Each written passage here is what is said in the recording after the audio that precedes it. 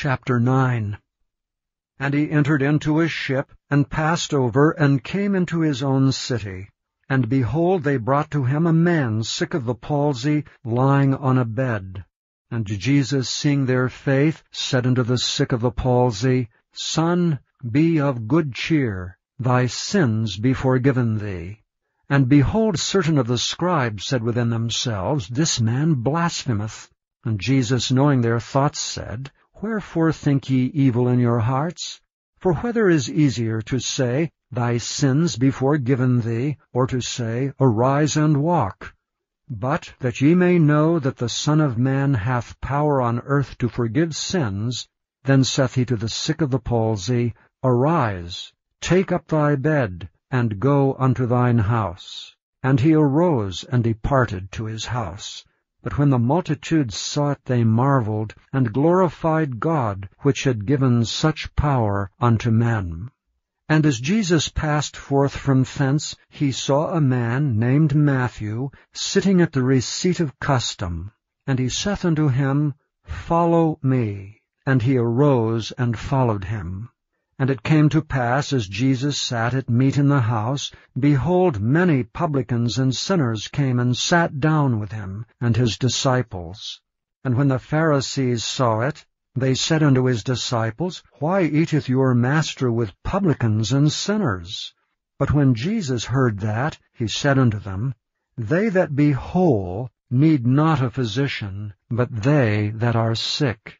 But go ye and learn what that meaneth, I will have mercy and not sacrifice. For I am not come to call the righteous, but sinners to repentance.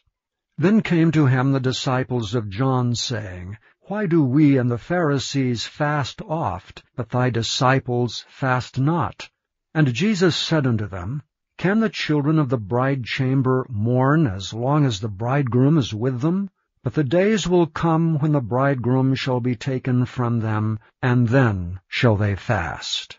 No man putteth a piece of new cloth unto an old garment, or that which is put in to fill it up taketh from the garment, and the rent is made worse.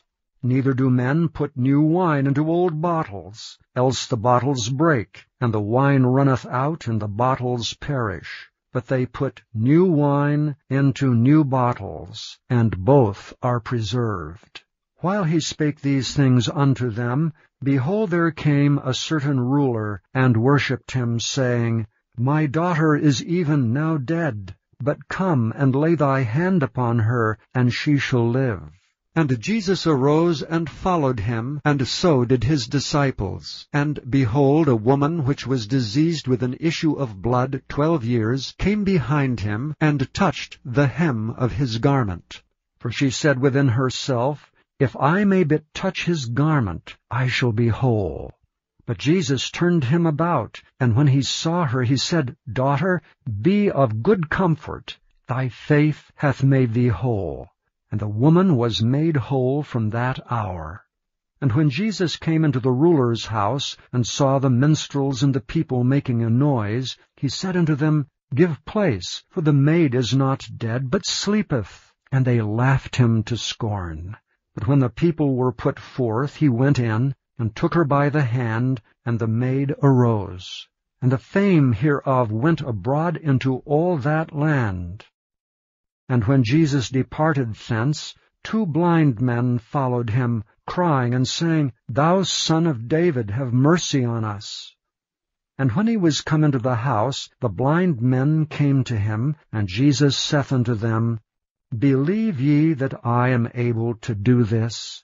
And they said unto him, Yea, Lord. Then touched he their eyes, saying, According to your faith be it unto you. And their eyes were opened, and Jesus straitly charged them, saying, See that no man know it.